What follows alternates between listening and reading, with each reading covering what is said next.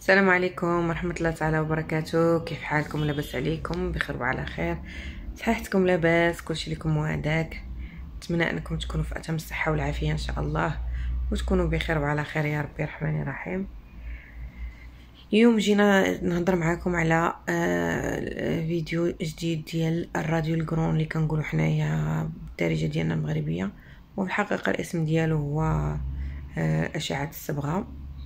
يعني حيت كيديروا واحد الماده بحال الصباغه، ماده زرقاء انا عاقل عليها، هي اللي باش كتبين. نتمنى ان هذا الفيديو تا هو ينفعكم ان شاء الله وتستافدوا منه، ويكون سبب ان شاء الله علاش لا ان ربي يسهل عليكم ويرزقكم بالذريه الصالحه اللي كتمنوا ان شاء الله يا ربي الرحمن الرحيم. اول حاجه ما تنساونيش من اللايكات ديالكم والضغط على زر ديال الاشتراك ابوني والجرس اللي حداه باش يوصلوكم كاع لي فيديو اللي كنحطهم ان شاء الله، وديك العلامه ديال شكرا باش القناه انها تطلعوا الفيديوهات يطلعوا، يعني تتميز. هذا الشيء اللي فهمت من الهضره ديالهم، اما انا ما عرفتش كيفاش امتى داروها حتى شحال هادي ما دخلت. هذا هو الميساج اللي كانوا صيفطوا، قال لك بلي مهمه لا هي لا اللايك لا التعليقات ديالكم وداكشي على قبل القناه باش تبقى. ونتمنى من الله ان شاء الله هاد التعب هذا ما يمشيش هباء منثورا، وما تبخلوش عليا باللايكات ديالكم وبالدعم ديالكم. توكلنا على الله.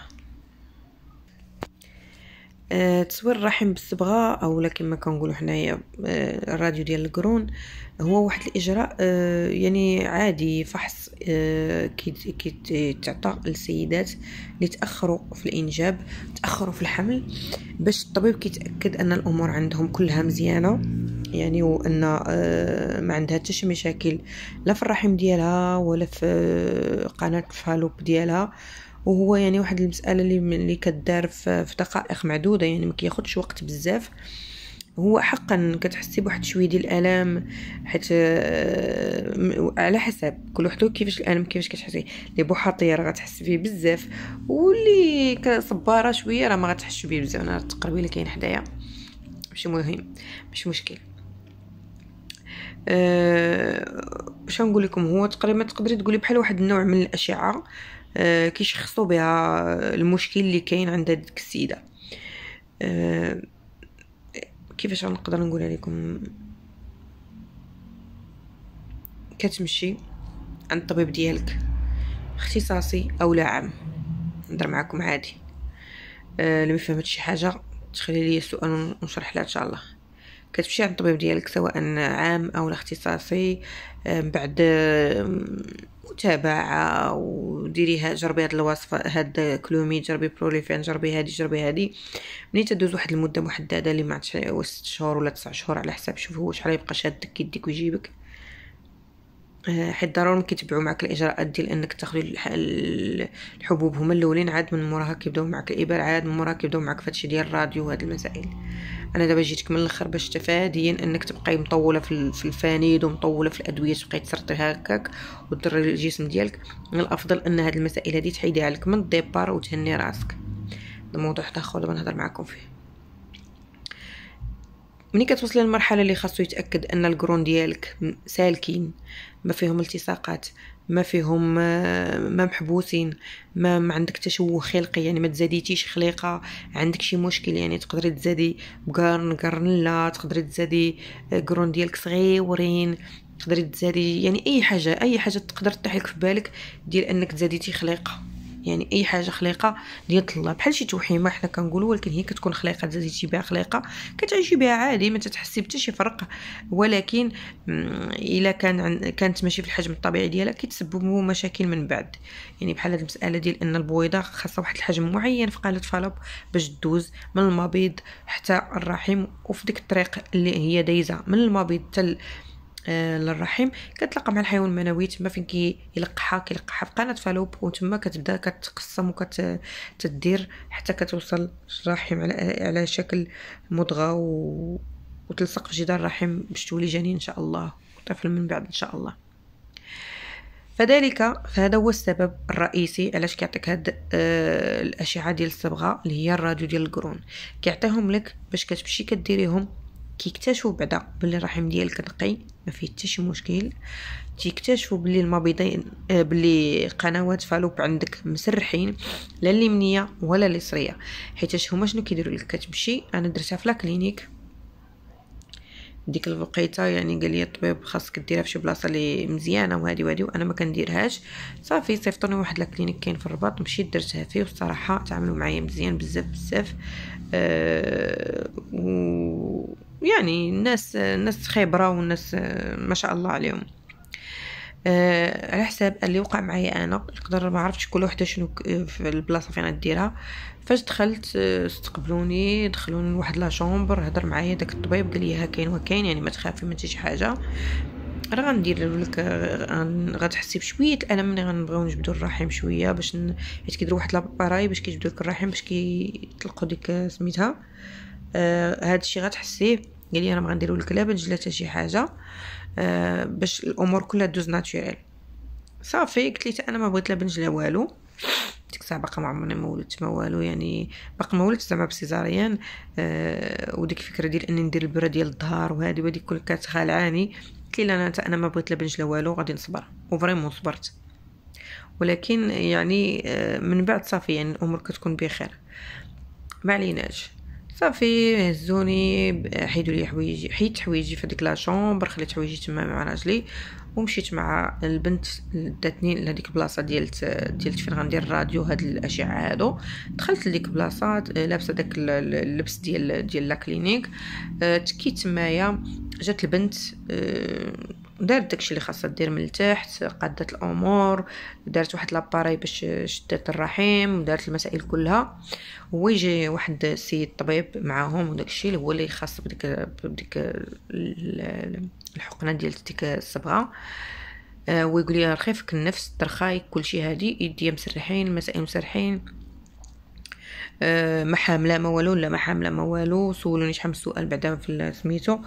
صافي طلقوا ديك الماده، كتحسي بداكشي كيجري، كتحسي به كيجري، انا ما درت لا بنج لا والو، كتحسي بداكشي كيجري. صافي بقيت شي شويه ماشي بزاف، شي شويه ماشي بزاف. صافي ويقول لي على سلامتك، على سلامتك. صافي زعما سالينا، يعني الالم غير بديك الجبده الاولى اللي كتجبد لك بها الرحم، وكتحسي بديك البروديه. انا حسيت بالبروديه، ديك البروديه فاش كيطلقوا فيك ديك الماده. صافي وديك الماء داتها هي عاوتاني كتعاود تنزل.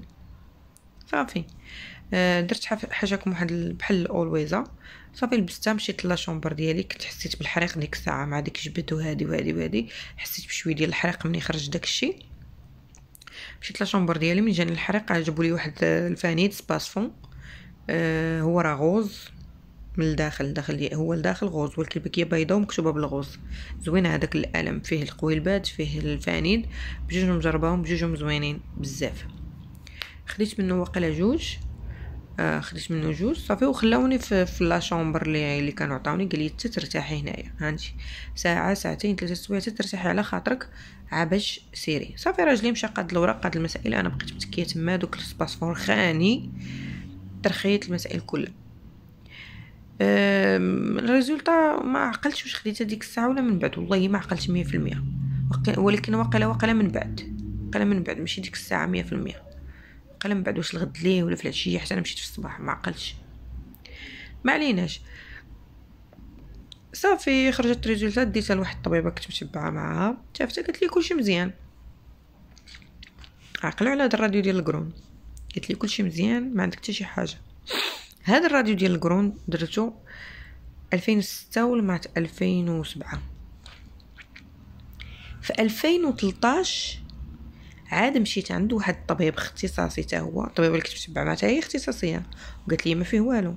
في 2013 مشيت عند طبيب اختصاصي واحد اخر، الله يسهل عليه، وديتو ليه قلت لي واش انايا عندي شي مشكل، واش مبقيتش غنولاد، واش هادي. قال لي علاش؟ قلت لي راه درت التحاليل، درت كلشي، درت الراديو الكرون، درت هادي درت. قال لي وريني الراديو الكرون ديالك. وريته ليه، ويقول لي اجي ندير لك التلفاز، ويدير لي التلفاز بحال اللي دارت لي الاخرى. ويقول لي شوفي بنيتي، هاد الطاشه الكحله اللي عندك في الراديو ديال القرون هنا في جهه قناه فالوب، في جهه القرن اليسار، ها هي شتيها.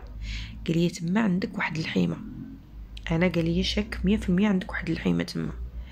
قلت له ردي شو الطبيبه اختصاصيه فلانه اللي قالت لي وهادي قال لي اللي بالك. قلت لي لا، اللي قلتي لي انا معك فيها. كتب لي ورقه وصيفطنا عند الدكتور مولاي نبيل اللي وريتكم في الرباط. مشيت عنده قال لي شنو كاين؟ قلت له صيفطنا عندك الدكتور فلان فلاني كاين وكاين. خدم عندي ديك ديال القرون وشافو بقى كيحقق. هذا دار لي التلفازه حتى هو بقى كيحقق ويتاكد ويقول لي غندير لك الكاميرا هذيك اللي قلت لكم. دار لي ديك الكاميرا درتهاش ديك الساعه، درتها من بعد، درت معاه وقيت من بعد حيت خاصك تكوني غاسله من لي غيغل وما حامله ما حتى شي حاجه، متاكده من بزاف د الحوايج. درتها تما هو يشوفني فريمون عندي الحيمات كاينه هذيك اللي قال لي هويا، حيت هذاك الراديو قديم من 2006 ولا 2007 كانت غير هذيك اللي حدا القرن. منين مشيت عند الدكتور مولاي في 2013 لقى عندي هذيك اللي حدا القرن ولقى عندي 6 اخرين منتشرين، وشحال من طبيب مشيت عنده ما شافهمش اختصاصيين وما عمره ما قال لي راه عندك الحيمات ولا تيقولوا لي التكيس هذه ودي، ولكن عمره قال لي الحيمات. يعني باش زوين هاد الراديو ديال القرون نبقاو في الموضوع ديالنا، باش زوين انه كيبين لك اي حاجه عندك. خاصك غير تطيحي في الطبيب اولا الطبيبه المناسبين اللي يقراه لك مزيان ويعطيك الحل المناسب اللي غادي يوافقك. انا هادوك اللي كانوا فيا ما كانوش في يدي لانهم يدوبوا بالدواء، فدرت عمليه ديال المنظار وحيت من الدكتور مولاي والحمد لله دازت الامور كلها بخير وعلى خير، ما لقيت حتى شي مشكل. كان شويه الحياء، كان شويه الارهاق، كان شويه الالم، ولكن الحمد لله كاين ادويه كيكالميو وداكشي كامل ودازت الامور بخير وعلى خير. من بعد نعاود لكم هاد القصه ديال هاد الفيديو بوحدها ان شاء الله باش ما نطولش عليكم. الخلاصه القول ان اي وحده تعطلات في الحمل، نصيحه اخويه من اختكم فوزيه، تعطلتي في الحمل 3 سنين 4 سنين 5 سنين من 3 سنين وانتي طالعه الفوق وجربتي الادويه، جربتي الابر، جربتي الفاني، جربتي الاعشاب، جربتي شحال من حاجه، سيري اختي ديري الراديو ديال القرون راه مهم بزاف. هاد الاشعه ديال الرحم والقرون راه مزيانين لك بزاف كيبين لا عندك شي مشكل في الرحم، الا عندك شي مشكل في القرون، الا عندك دوك الاورام، الا عندك الالتصاقات، الا عندك شي مشكل في قناه فالوب، الا عندك شي عيوب خلقيه، يعني الا عندك شي التهاب، اي حاجه عندك، اي حاجه، يعني الا عندك شي هذاك النسيج ديال الرحم ديالك مجروح، تسلخات، اي حاجه عندك غادي تبان لك في هذا الراديو ديال الصبغه هذا، وان شاء الله غادي تكون النتيجه موفقه لك. وكاينين بنات قلت لهم على قبل هذا الراديو هذا الايامات الاولى فاش يلاه كنت بديت ومشاو داروه، وسبحان الله العظيم كان عندهم مشكل ديال القرون مسدود لهم واحد شويه، ومن بعد ما داروا هاد الصبغه هذا سبحان الله العظيم هذاك الجهد باش كيطلقوا ديك البرودوي ديك الصبغه تحل لهم تسرح لهم ديك القناه، حيت كتخوا يعني بواحد الجهد اللي حل لهم دوك القرينات اللي كانوا مسدودين لهم شويه بسبب غير الالتهاب. وربي من بعد جاب التيسير وحملوا حمل طبيعي وجاب لهم الله التيسير ويسر عليهم الله سبحانه وتعالى. الحمد لله ربي جاب السبب، الله يكمل عليهم بخير والله يحفظ لهم وليداتهم بنياتهم يا ربي. هذا هو السبب ديال هذه القناه، ديال ان كلكم ان شاء الله ربي يسهل عليكم ويرزقكم بالذريه الصالحه ان شاء الله. وان شاء الله اي حاجه غتستافدوا منها غادي نحطها لكم وغادي نشاركها معكم، غير يكون الخاطر شويه ويكون المورال شويه وصافي هذا ما كان. وان شاء الله نبقى معكم حتى ربي يسهل عليكم كامل ويفرحكم يا ربي رحمن رحيم. خليت لكم الراحه هذه الساعه وجمعه مباركه وخا معطله، وتهلاو في راسكم، ما تنساونيش من اللايكات ديالكم والدعم ديال القناه والاشتراك ديالها وتعليقاتكم زوينين، وان شاء الله يكون غير الخير لينا وليكم. السلام عليكم.